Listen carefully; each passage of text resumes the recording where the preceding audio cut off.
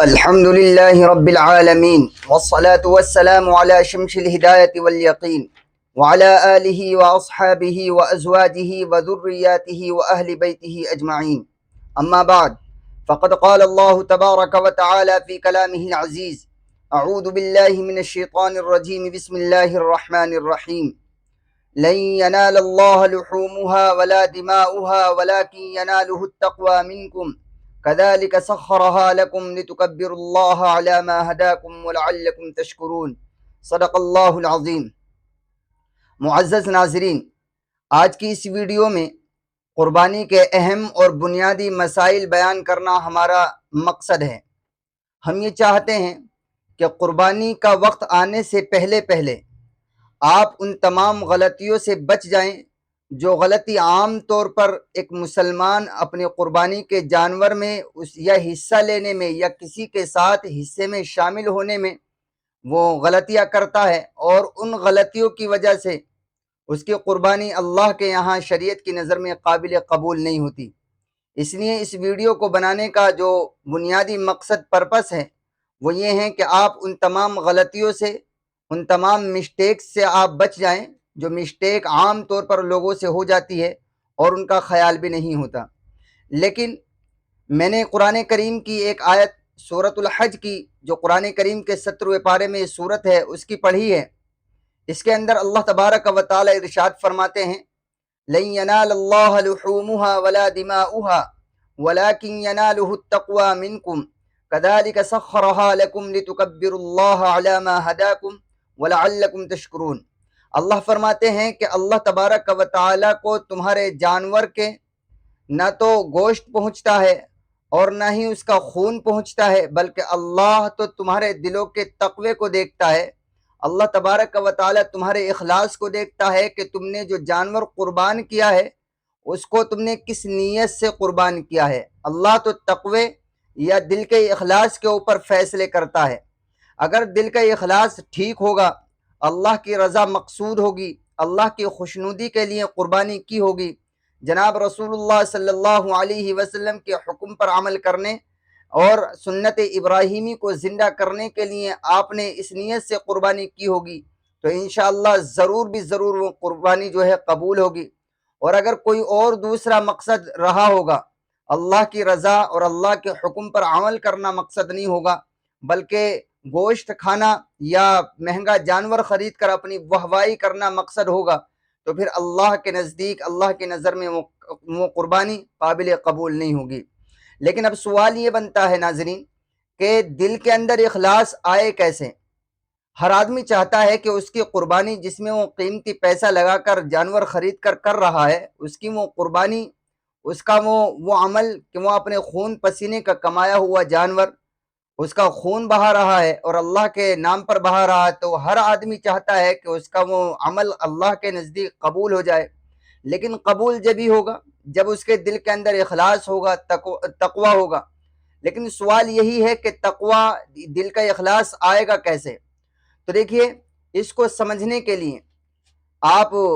میں آپ کو مثال دوں اور اس مثال سے آپ اس کو اچھی طرح سمجھیں. لیکن میں پہلے بہت اختصار کے ساتھ میں آپ کو یہ بات بتا دوں کہ دل کے اندر اخلاص اور تقوی کیسے آئے گا. دیکھیے، جب آدمی کسی کام کو کرنے کے لیے چلتا ہے تو ہر آدمی کی یہ کوشش ہوتی ہے، یہ کاوش ہوتی ہے کہ جس کام کو انجام دینے کے لیے وہ قدم اٹھا رہا ہے وہ کام اصولوں کے مطابق صحیح ڈھنگ سے اور اچھے انداز سے تکمیل کو پہنچ جائے، اچھے انداز سے مکمل ہو جائے. یہ ہر آدمی کی خواہش ہوتی ہے.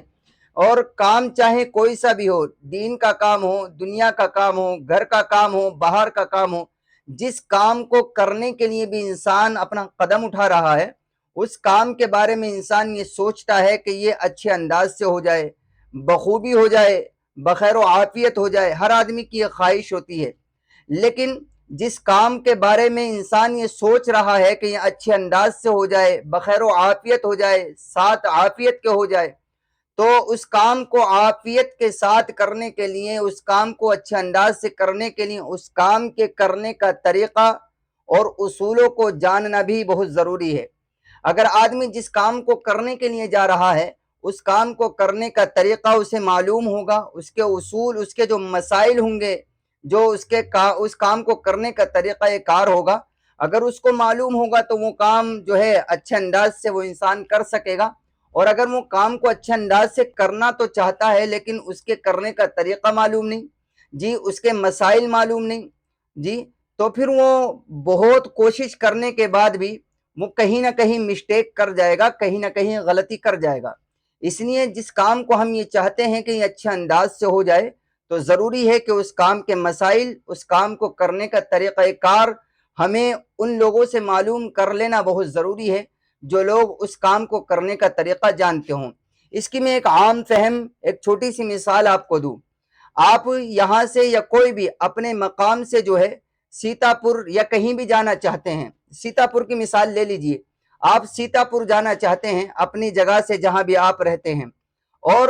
سیتاپور جانے کے لیے آپ کو دو کام بڑے ضروری ہیں۔ نمبر ایک، آپ جب سیتاپور جانا چاہ رہے ہیں تو آپ جو ہے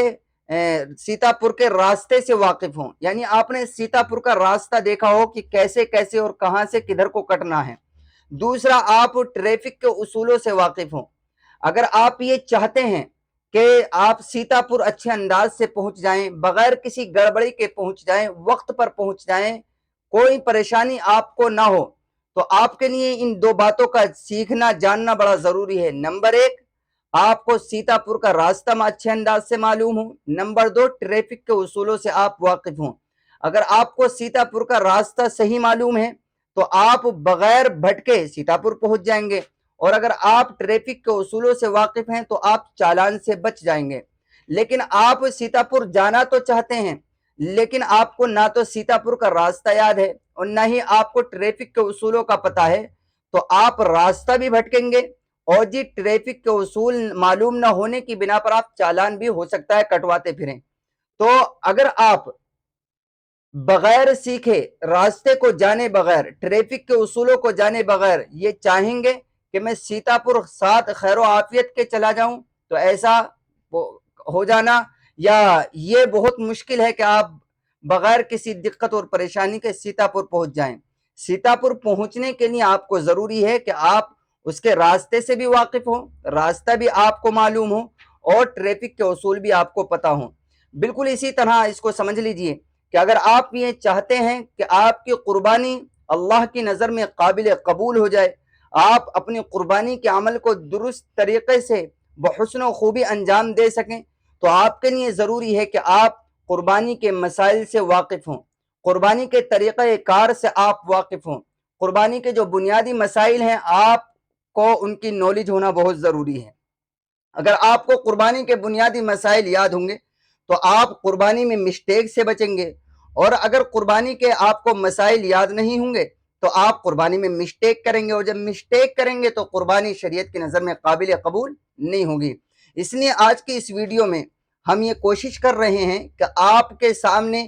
10 ایسے بنیادی مسائل ہم بیان کر دیں اس ویڈیو کے اندر جو بہت اہم ہیں اور بنیادی کردار وہ قربانی کے اندر رکھتے ہیں، کہ جن میں ذرا سی غلطی ہونے کے بعد انسان کی پوری قربانی، بلکہ بعض مسائل تو ایسے ہیں کہ جس نے غلطی کی اس کی تو قربانی خراب ہوتی ہے، اس کی وجہ سے دیگر جو 7 حصے دار بڑے جانور میں ہوتے ہیں ان کی بھی قربانی ختم ہو جاتی ہے اور وہ شریعت کی نظر میں قابل قبول نہیں ہوتی۔ اس لیے ہماری آپ سے گزارش ہے کہ اس ویڈیو کو خود بھی سنیں اور آگے شیئر بھی کریں۔ تو چلیے آج کی اس ویڈیو کے جو ہم نے 10 مسائل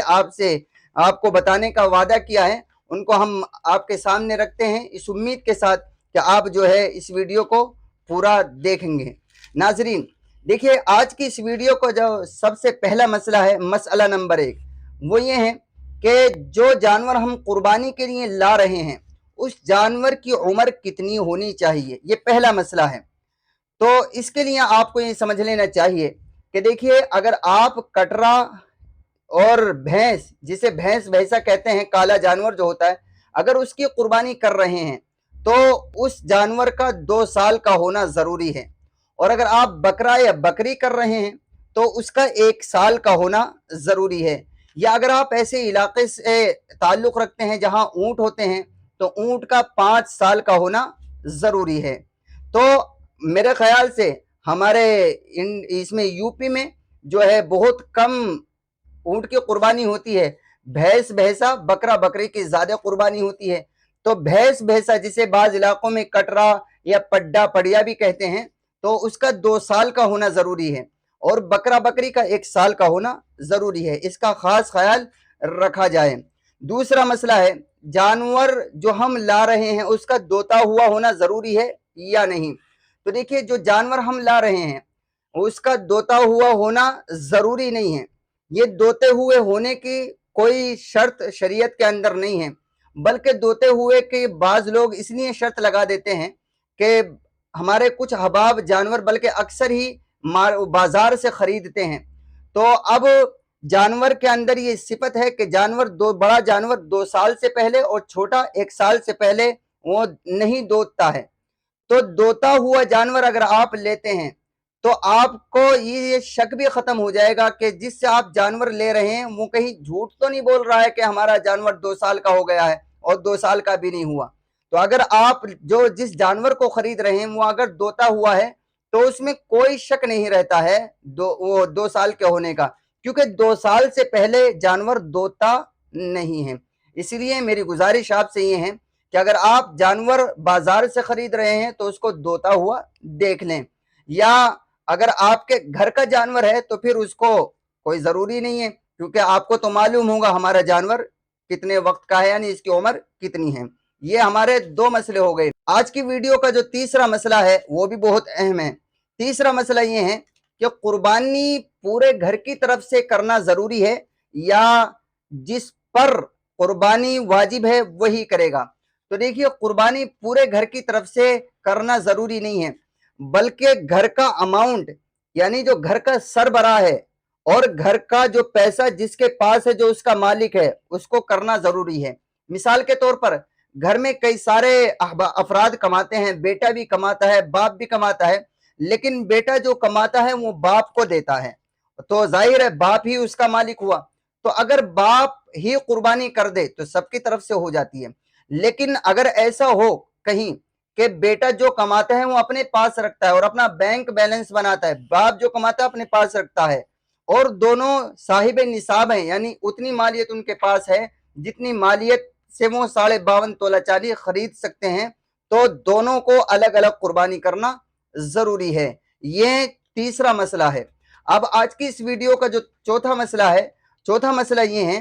کہ بیوی پر قربانی کرنا ضروری ہے یا نہیں؟ تو دیکھیے، اسے بہت اچھی طرح ہم سمجھ لیں۔ اگر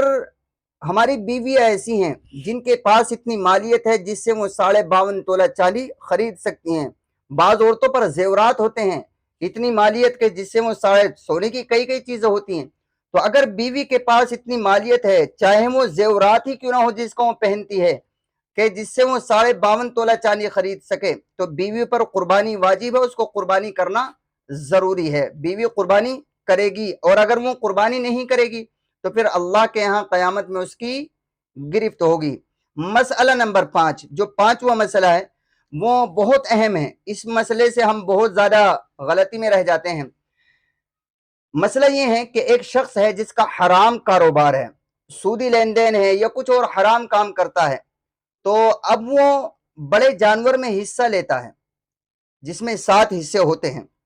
اور وہ حرام پیسے سے حصہ لیتا ہے۔ تو حرام پیسے سے اگر کوئی شخص بڑے جانور میں حصہ لے رہا ہے تو یاد رکھنا چاہیے اس حرام پیسے سے لیا گیا حصہ تو ہوگا ہی نہیں، وہ تو قربانی درست ہوگی نہیں، لیکن اس کی نحوست اتنی ہو جائے گی کہ حرام پیسے سے لیا گیا حصہ، اس کی نحوست کی وجہ سے جو دوسرے 6 افراد ہیں جنہوں نے حلال پیسے سے حصہ لیا ہے ان کی بھی قربانی درست نہیں ہوگی۔ اس لیے ہمیں جو حصہ لینا ہے، جن افراد کے ساتھ لینا ہے، انہیں بہت اچھی طرح ہم جانیں۔ کسی غیر کے ساتھ ہم حصہ نہ لیا کریں، اپنے گھر کے افراد کے ساتھ حصہ لیا کریں تاکہ ہماری قربانی اس مسئلے کے اعتبار سے بھی درست ہو جائے۔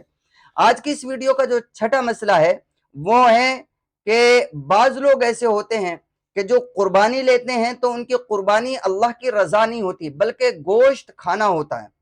تو اگر کسی انسان نے قربانی کا جو حصہ لیا ہے وہ گوشت کھانے کی غرض سے لیا ہے، اس کی نیت گوشت کھانا ہے بس،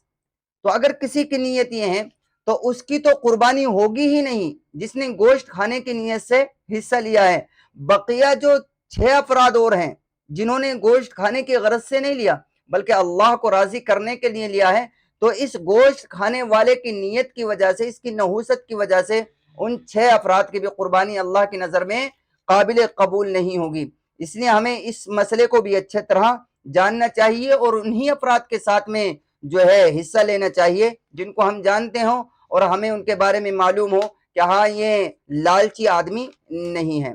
یہ میری گزارش ہے، اس کو اچھی طرح سے آپ اپنے دماغ میں بٹھا لیں اور اس پر عمل کریں تاکہ قربانیاں درست ہو جائیں۔ مسئلہ نمبر 7، ساتواں مسئلہ یہ ہے کہ ہمارے اس معاشرے میں ایک بہت بڑی وبا پھیل چکی ہے کہ بعض احباب جو پیسے والے ہیں وہ قربانی کے بقرعید کے موقع پر بڑے بڑے مہنگے جانور لاتے ہیں، اور وہ ان کے 2 مقصد ہوتے ہیں، یا تو وہ جانور اس مقصد سے مہنگا لاتے ہیں کہ اللہ کی نظر میں وہ اچھا مال پیش کر رہے ہیں، اللہ نے انہیں دیا ہے تو وہ اللہ کے راستے میں بھی اچھا جانور، مہنگا جانور قربان کر رہے ہیں، یا پھر اس لیے کہ وہ اپنی واہوائی چاہتے ہیں، وہ اپنی شہرت چاہتے ہیں، وہ معاشرے میں اپنا بڑک پن ثابت کرنا چاہتے ہیں۔ تو اگر کوئی انسان مہنگا جانور اس لیے لا رہا ہے قربانی کے لیے کہ معاشرے میں اس کی واہ واہ ہو، شہرت ہو، بڑک پن ثابت ہو، تو یاد رکھنا چاہیے وہ 1 لاکھ کا نہیں 1 ارب کا جانور لے آئے تب بھی اس کو ایک ڈھیلا ہلکا سا بھی ثواب ملنے والا نہیں ہے، اس کی قربانی